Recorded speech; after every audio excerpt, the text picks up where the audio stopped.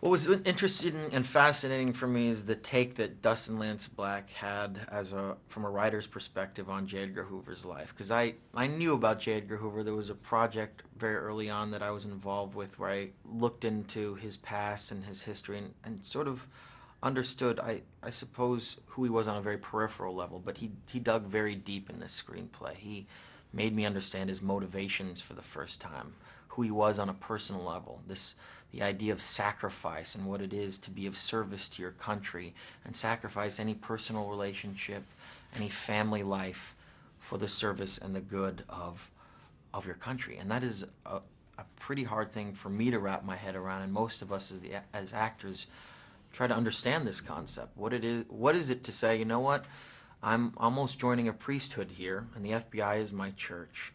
And what is important for the FBI is important to me, and if that means not having any personal life, that means not having any personal life.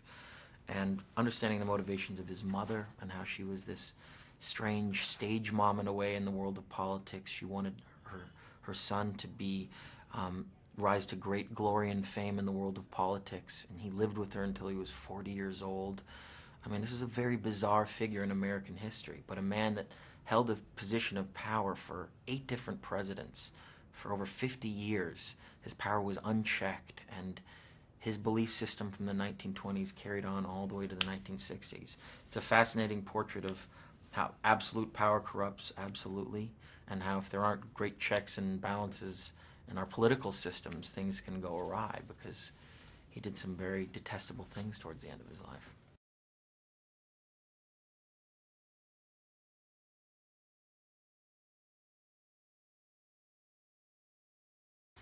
Well, we did the younger sort of Hoover years for the first month and a month and a half, and then we had a couple weeks towards the end where I got to make the transition into the older J. Edgar, which was very beneficial for me, having sort of lived his life out as a young man, and then we went through this, sort of rigorous makeup process for 5-6 hours a day to transform and to also have the weight not only on a physical level of J. Edgar Hoover, but the weight of that many years of experience. So, to do a scene where I'm speaking to a young Robert F. Kennedy and calling him a young man and, a little whippersnapper and you're still wet behind the ears, it was very beneficial for me to be able to play out the early years. But it was very claustrophobic towards the end, You almost have to slow your heart rate down and slow your movements down and change who you are on a physical level.